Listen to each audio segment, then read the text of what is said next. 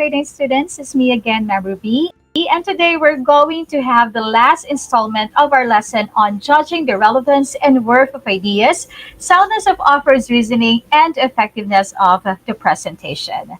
So today we're going to focus on writing an argumentative essay. So I hope you're ready. Let's start.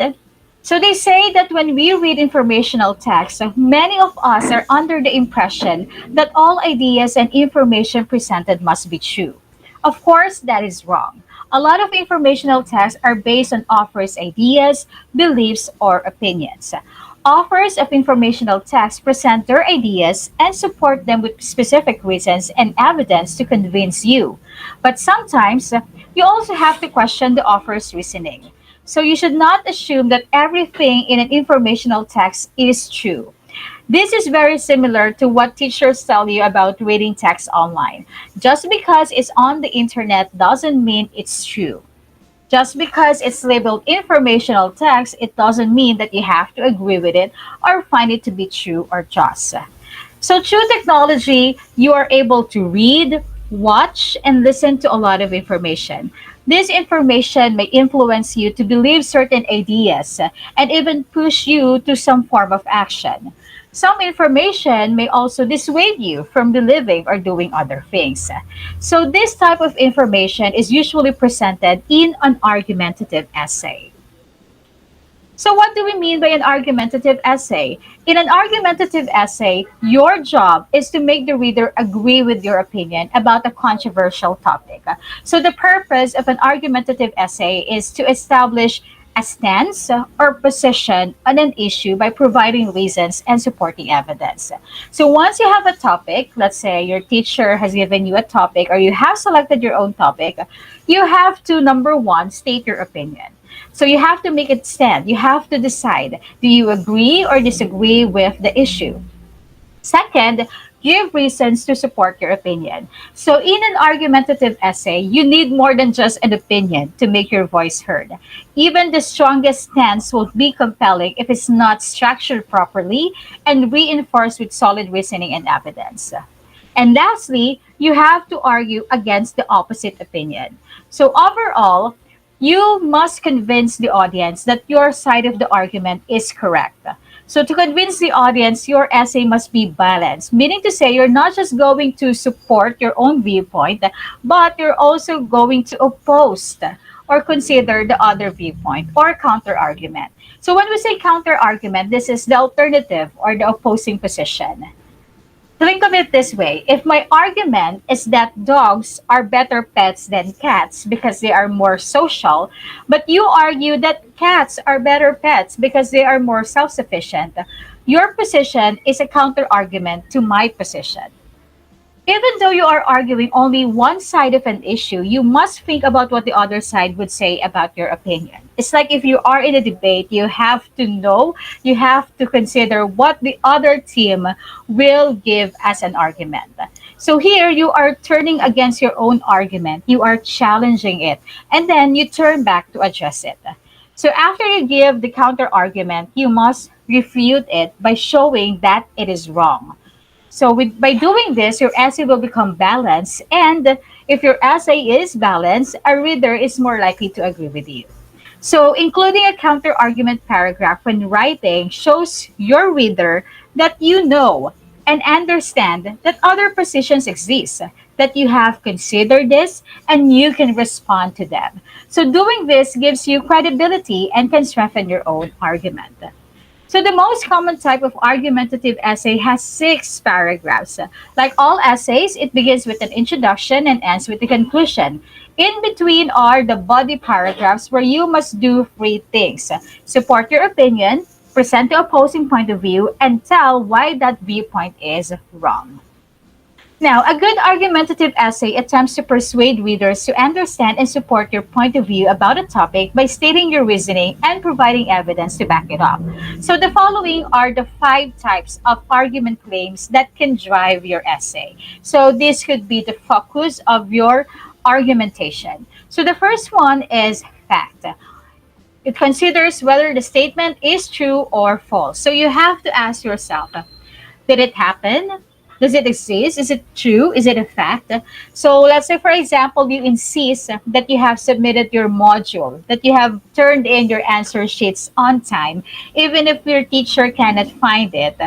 Okay, that means that you are making claims of fact. You are saying that it happened. It is true. It is a fact. Right? Definition. Here, the dictionary definition of what you're arguing plus your own personal interpretation of it. So in definition, you're going to focus on the meaning of the argumentation. So what is it? How should we define it? What is it like? How should it be classified? How should we interpret it? Right? For example, if you are debating on the subject of abortion, you may use in your argument the definition of a fetus. Let's say you're against abortion, and you may say that the fetus is a human being, not just a group of cells. Okay, so you are revolving around the definition of a term. And for example, sexual harassment, and you have defined sexual harassment in terms of behavior and not sexual desire. Okay? Third is value, the importance of what you're arguing. Is it good or bad? How bad? How good is it? Of what worth is it? Is it moral or immoral? Who thinks so? What do those people value? Okay? When you claim, let's say, that organizations like sororities and fraternities are the best extracurricular organizations for college students to join, you are making a claim of value because you are saying that sororities and fraternities are the best. Okay? You are saying that they are good. So claim of value, as their name implies, aim at establishing whether the item being discussed is either good or bad, valuable or not valuable, desirable or not desirable.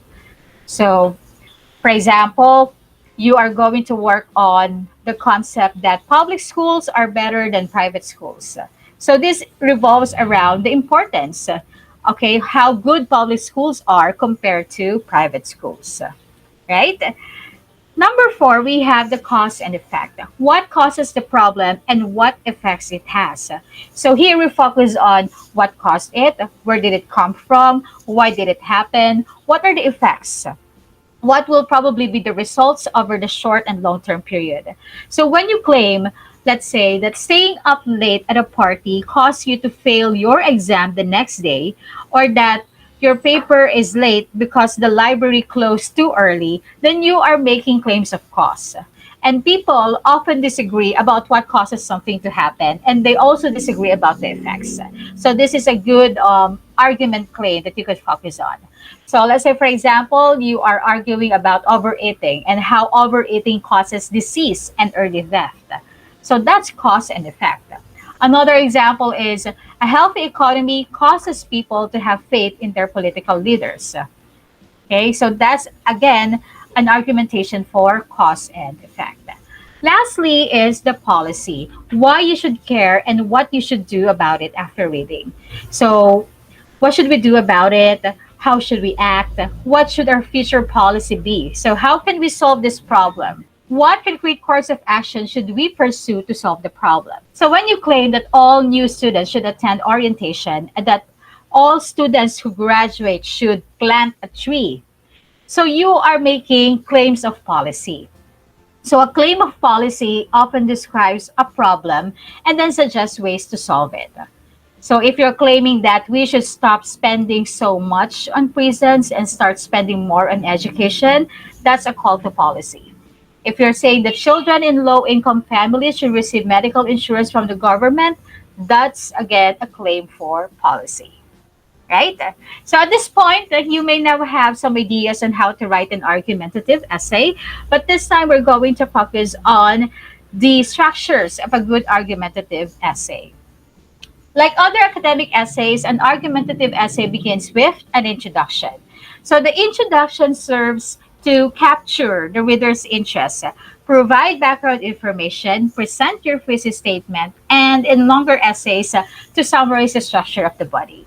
So the first one is what we call the introductory paragraph or the introduction. So the first paragraph of your essay should outline the who as the first sentence that serves to capture readers' attention and help them decide if they want to continue reading your text. So a hook sparks a person's curiosity.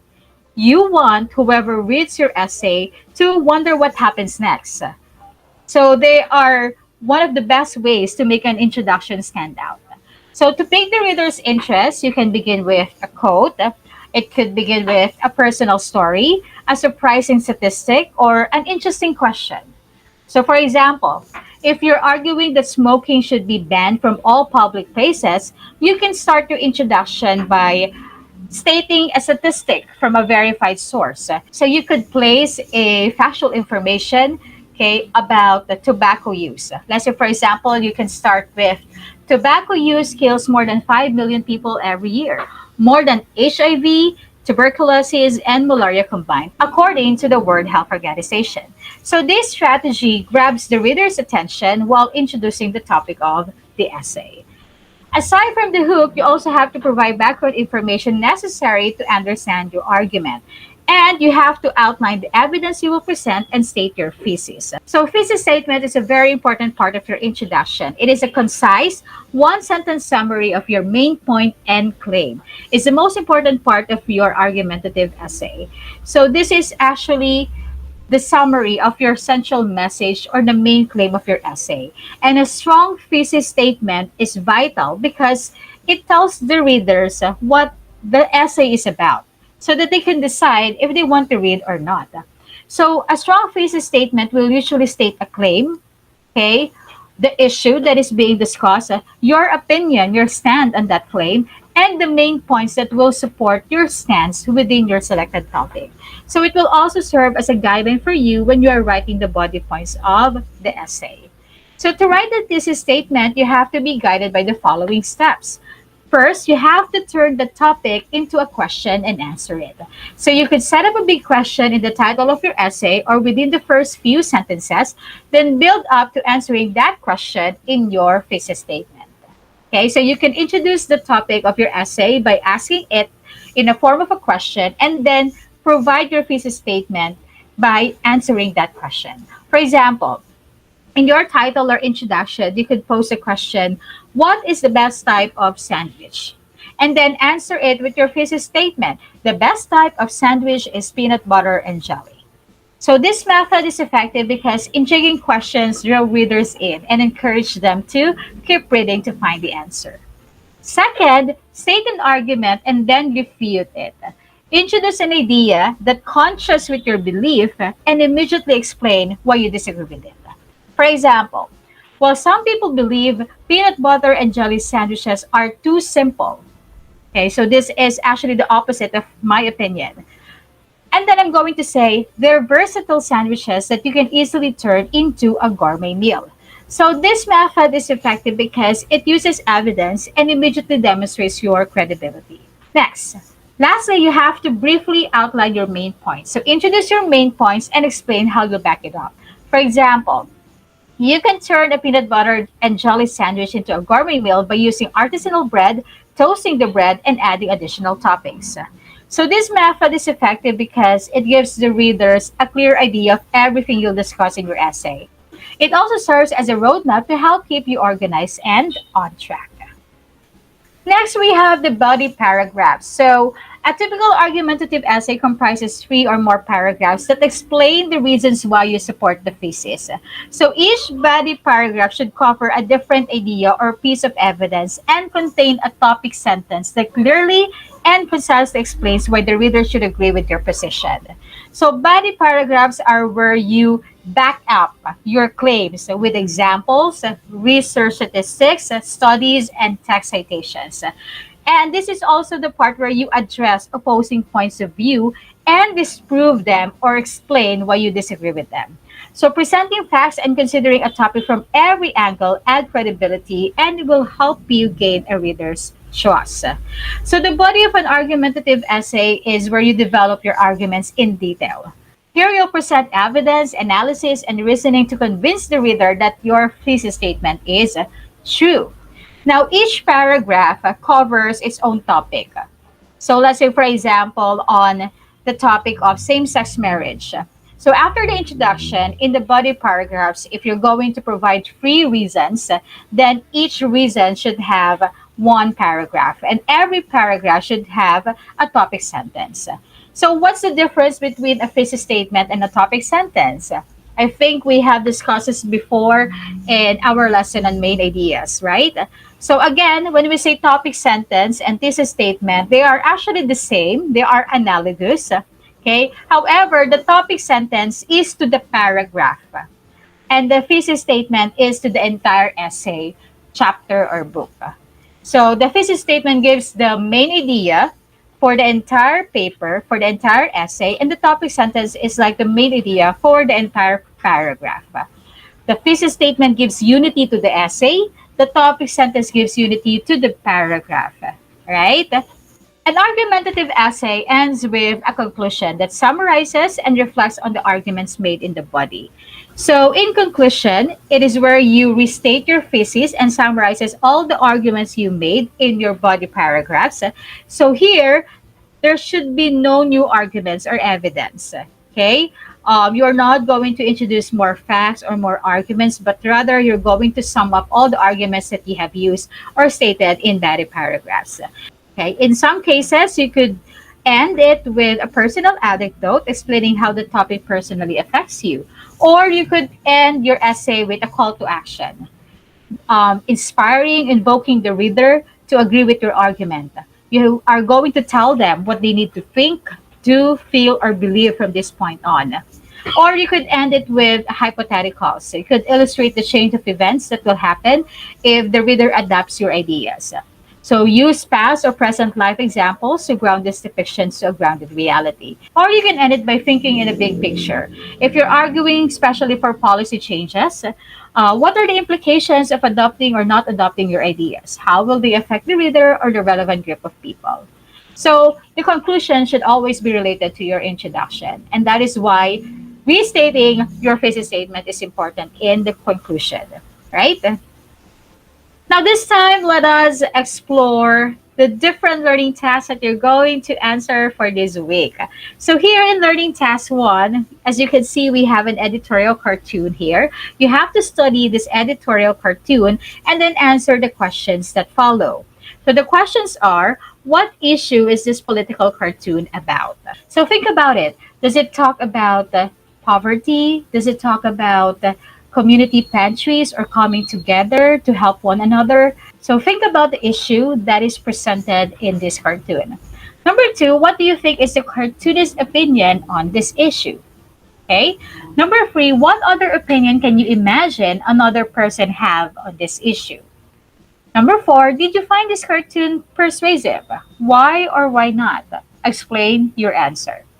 And lastly, what other techniques could the cartoonist have used to make this cartoon more persuasive? Okay, so this is all a matter of how you're going to interpret the editorial cartoon. Now, in learning task 2, you are going to read the text entitled, Why Wearing a Mask is Important. Okay, and then there are 3 questions that you need to answer in relation to this text. So number 1, what are the reasons for wearing a face mask? Number 2, what facts are used to support the argument? And number 3, do you agree with the writer? Explain your answer. So for questions number 1 and 2, you can find the answers in the text. But in number 3, this calls for your own opinion. All right? If you agree that we should wear a mask or otherwise. Now this time, let's focus on learning task 3. I'm going to focus on this part because this is an example of an argumentative essay. So we could study how the argumentative essay is structured, which is going to be very useful for your performance task this week. So this is an argumentative essay entitled The School Uniform Question. Let's start with paragraph 1. Individualism is a fundamental part of society in many countries. Most people believe in the right to express their own opinion without fear of punishment. This value, however, is coming under fire in an unlikely place, the public school classroom. Should public school students be allowed to make individual decisions about clothing, or should all students be required to wear a uniform? School uniforms are the better choice for 3 reasons.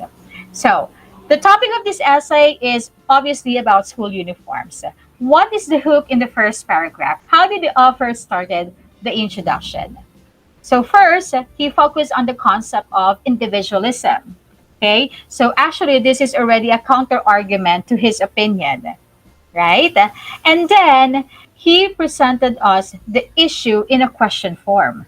He asked us, should public school students be allowed to make individual decisions about clothing, or should all students be required to wear a uniform?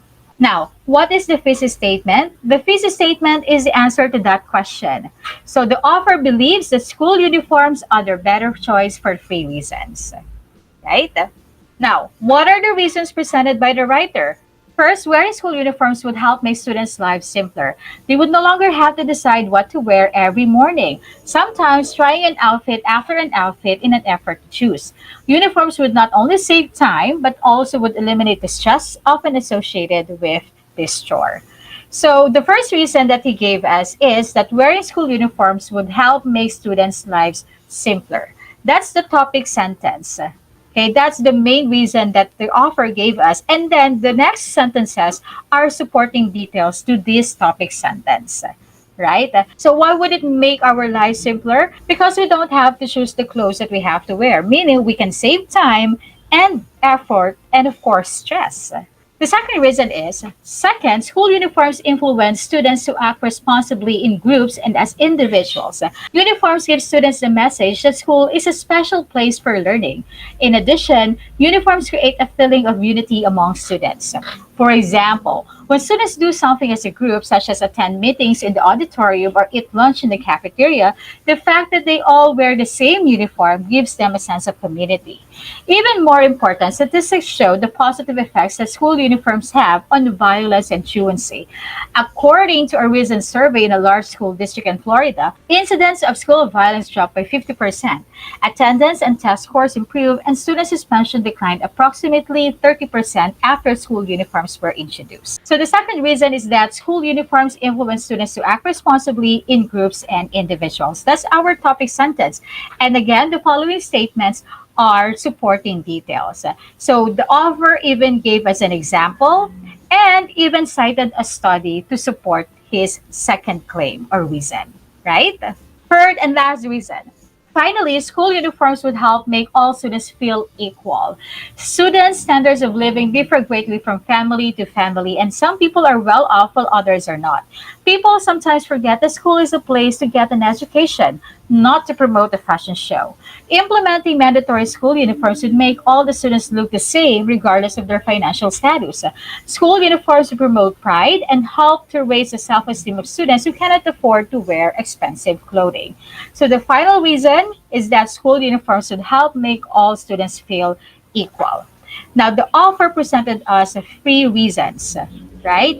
Each reason has its own paragraph and has its own topic sentence and supporting details. Now, as part of the body paragraphs, the author included in paragraph 5 a counter argument paragraph. Let's read. Opponents of mandatory uniforms say the students who wear school uniforms cannot express their individuality. Okay, so here the author is addressing the opposition, right? The opposite viewpoint. This point has some merit on the surface. However, as stated previously, school is a place to learn, not to flaunt wealth and fashion. Society must decide if individual expression through clothing is more valuable than improved educational performance. It is important to remember that school uniforms would be worn only during school hours. Students can express their individuality in the way that they dress outside the classroom. So here, the author addresses the opposition, he considers a different opinion, and addresses it by saying, right, that society must decide if individual expression through clothing is more valuable than improved educational performance. So here he is working on the argumentation for value, right? Last paragraph. In conclusion, there are many well-documented benefits of implementing mandatory school uniforms for students. Studies show that students learn better and act more responsibly when they wear uniforms. Public schools should require uniforms in order to benefit both the students and the society as a whole. So as you can see here, he just restated his thesis statement. He believes that public schools should require uniforms for the following reasons, right? So that's how we structure our argumentative essay. Now that you know how we structure our argumentative essay, it's now time for you to write your own argumentative essay. Now, it says here in Learning Task 4 that this pandemic has tested us like never before. And now, even as we have developed vaccines in record time, it is testing us again. Now that COVID-19 vaccines are authorized and are being administered here in the Philippines, the big question is, would you give your consent to be vaccinated? It's either yes, you will give your consent, or no, you rather not. Okay? Now, once you have considered your answer, you're going to write an argumentative essay and make sure to support your argument with evidence. So you have to be guided on the structures discussed in the introduction part and the sample argument on Learning Task 3. So this is how you're going to be graded. So remember the structures. We have IBC, Introduction, Body, and Conclusion. So this is how you're going to be graded. Introduction, main points for the body, conclusion, and of course, the mechanics. Now, I'm going to give you a sample of an argumentative essay about the topic. So if you say yes, you are going to give your consent for vaccination, then in the introduction, again, remember you're going to start with a hook so that you could capture the reader's attention, and then you're going to include your thesis statement, provide background information necessary for clarification on that issue. Right? So a sample hook would be you could ask a question. Let's say, for example, why not just give it a shot? Or you could state a factual information. Let's say the COVID-19 death toll in the Philippines breached the 22,000 mark on June 8th as reported by the Department of Health. Or you could start with a quotation. Vaccine saves lives. Fear endangers them. Right? And then once you started with your hook, again, provide background information and then provide your thesis statement. So in my case, vaccines are a critical tool in the battle against COVID-19, and getting vaccinated is one of the best ways to protect yourself and others from COVID-19. So in other words, I am giving my consent for vaccination. Now, in the body of the essay, you have to give us reasons and, of course, supporting evidences as to why you answered yes or no to the question. So, since I answered yes, here are the reasons that I gave. So, the highlighted statement are the topic sentences. And as you can see, the following sentences are the supporting details.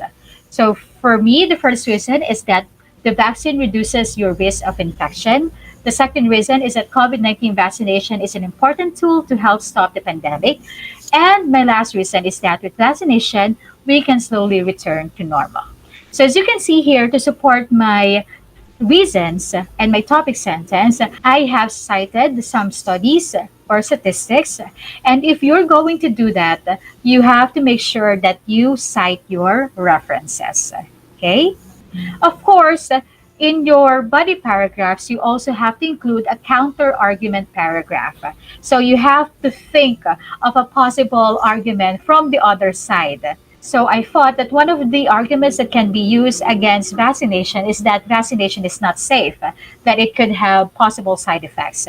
So I have addressed that point of view in this paragraph. For me, vaccines are a very powerful tool in our fight against COVID-19. Following recent reports of a serious but extremely rare side effect of vaccination, it is understandable why people may be concerned about the risk of vaccination. But let us all remember that all medicines, including vaccines, have potential side effects. In most cases, side effects from COVID-19 vaccines are mild. Moreover, the risk of serious adverse reactions of vaccination is much lower than the risk of serious disease or even death as a result of infection with COVID-19. And that's coming from World Health Organization, right? And the last paragraph will be your conclusion. So again, you just have to restate your thesis statement and sum up all the reasons that you gave us in the body paragraphs.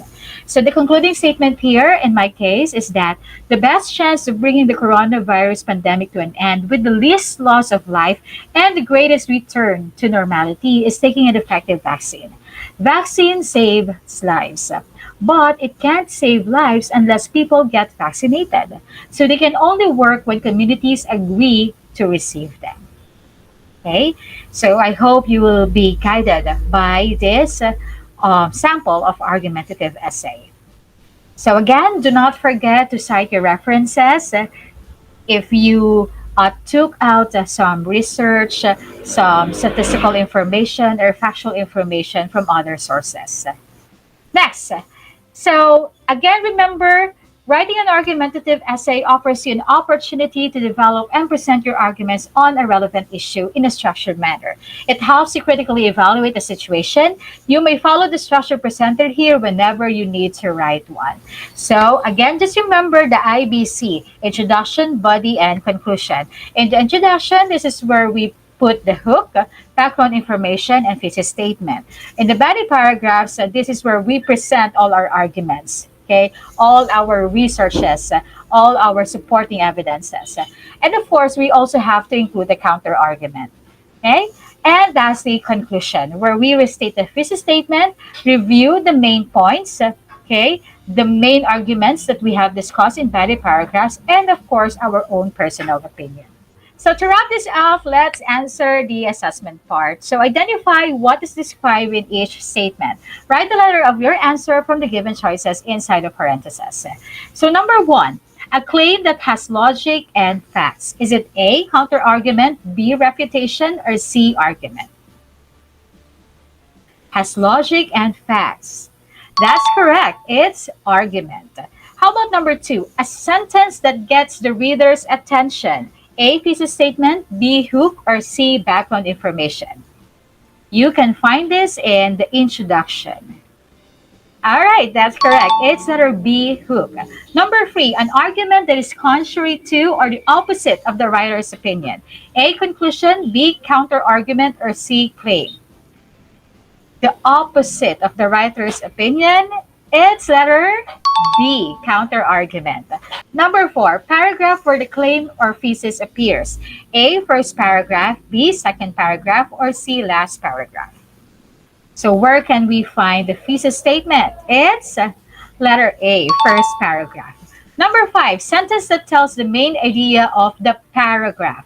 Is it A, topic sentence, B, supporting sentences, or C, thesis statement? That's right. It's letter A, topic sentence. Congratulations. So do not forget to answer the reflection part. And of course, this lesson is based on our module. It's based on LIP quarter 4, week 4. So thank you so much for watching this video. I hope I had helped you in answering your module and understanding this lesson. Thank you so much, and I'll see you next time. Bye.